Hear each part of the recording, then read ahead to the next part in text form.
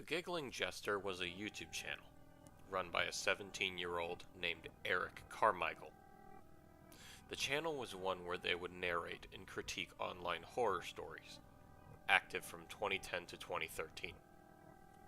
They were mostly unscripted, unedited videos that simply displayed Eric reading the story in his bedroom with the lights off. Eric was mostly known for his abrasive and vulgar nature whenever he would read stories he found exceptionally bad.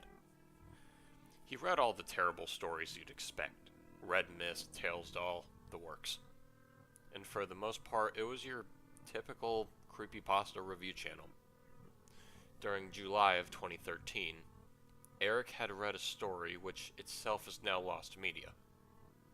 From the limited info known about the story he had narrated, it was about a girl named Magnolia who was taken advantage of and then murdered by her father.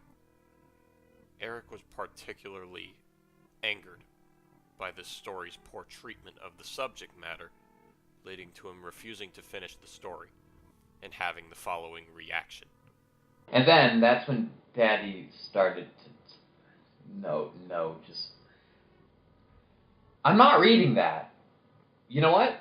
I'm not even going to read the rest of the story, because I can see it on my screen, and quite frankly, I feel fucking disgusting just trying to read that out loud. So I'm not even going to just... If you want to see the rest of the story, go find it yourself, okay? Because I am not going to give the author the satisfaction of me just going, oh, that's disgusting, poor girl. No, fuck that. Final rating is 0 out of 10. I am not going to narrate the rest of the story, so don't even ask. I'm not even going to read the rest of it on my own time. Just fuck this story and fuck whoever wrote it. You should be ashamed of yourself. This is the Giggling Jester, and I need a fucking bath. Jesus Christ. After publishing the video, strange events had begun to occur in Eric's life. A common request for Eric had been a story called Blood Whistle. However, Eric had stated that there were 2 reasons he wouldn't narrate it. 1, it was too lengthy of a story for him to cover, and 2, when he attempted to read the story, he heard something behind him.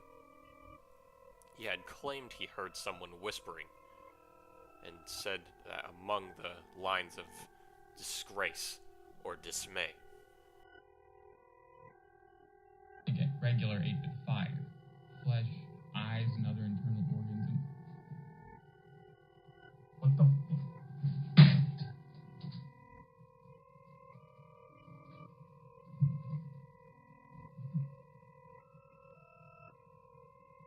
What the fuck was that? You guys heard that, right?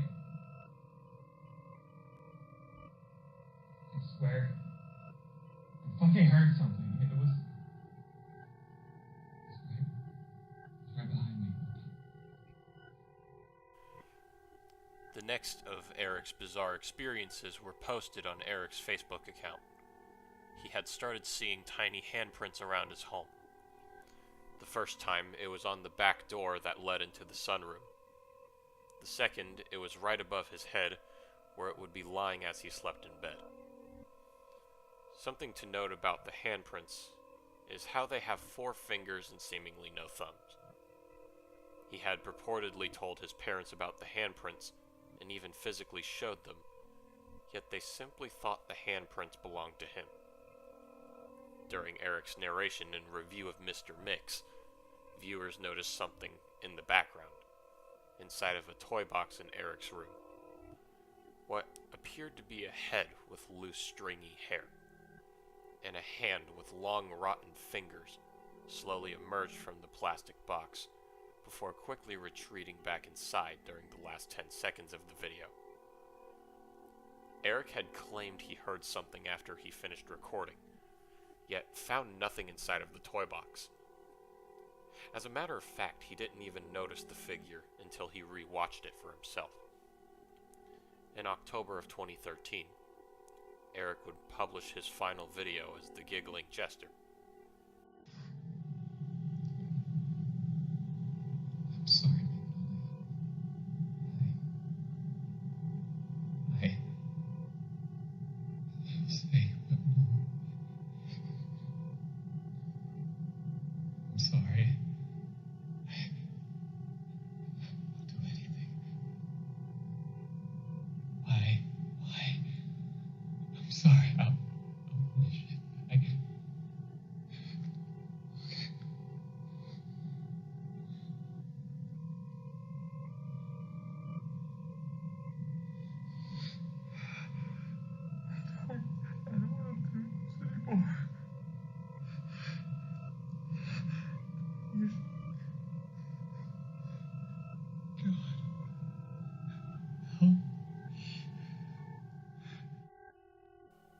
Eric had been reduced to a traumatized and nervous wreck and begging forgiveness from Magnolia. His eyes darted across the room, as though he were expecting to see something there, waiting for him. After this, Eric's channel would be deleted, yet his Facebook remained up. Suddenly, Eric's Facebook account made a new post.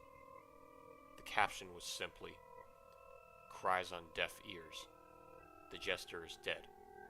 Silence is compliance." His account was finally deleted mere hours after the post was made. Here is a censored version of the image. The uncensored version will not be made public. That was The Giggling Jester, written by I'm the Droid. Review time. No joke. This is probably the first ever story I've read involving a fictional creepypasta narrator. That is super creative. Like, why didn't I think of that? Like, yeah, that's really cool. You came up with a really interesting idea, Droid.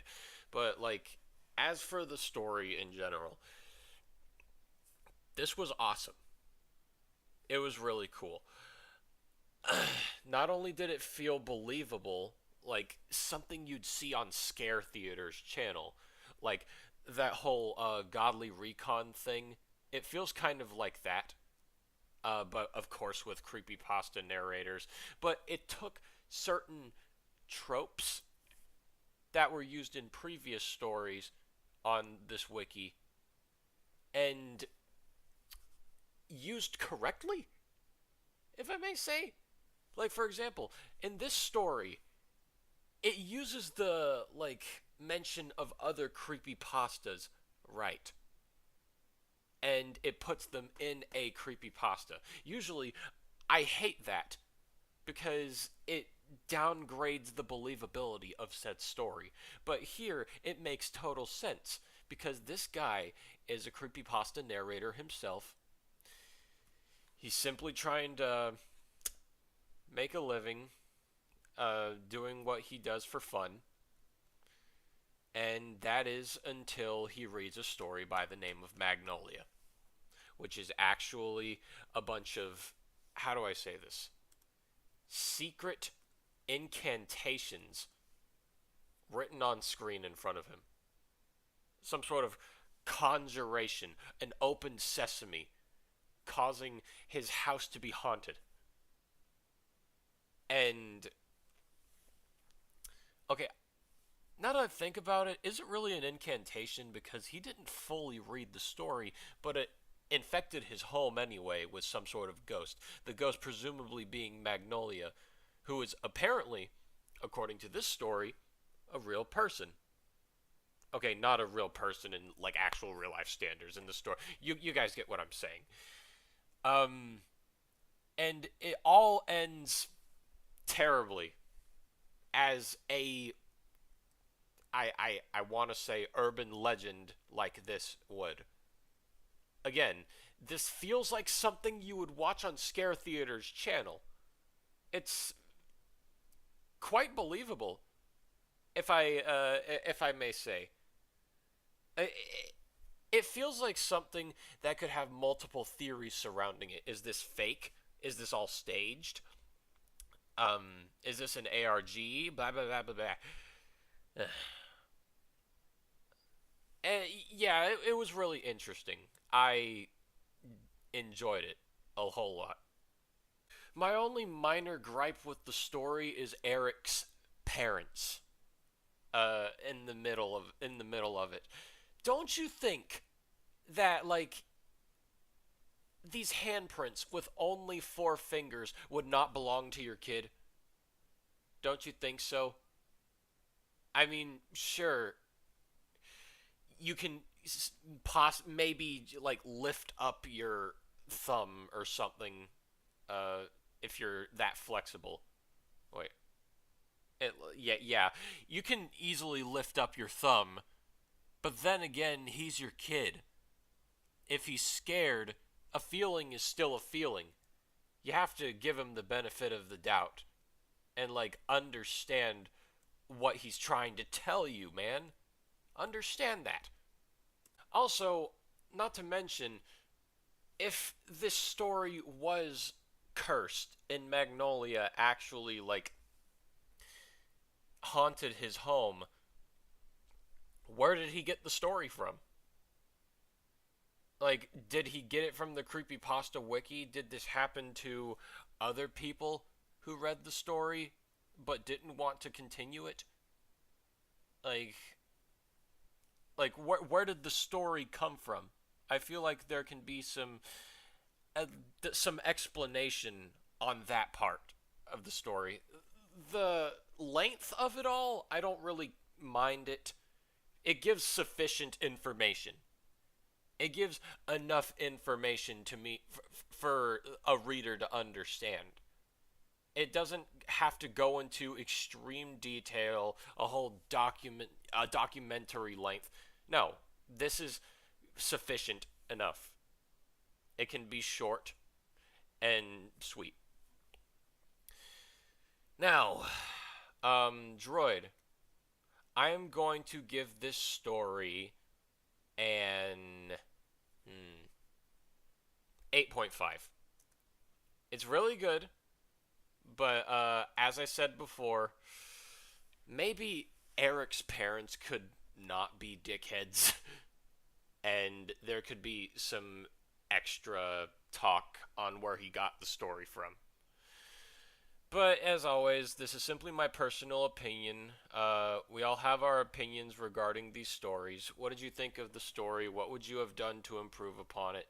And as always, I will see you all in the next narration. I love you all. Bless.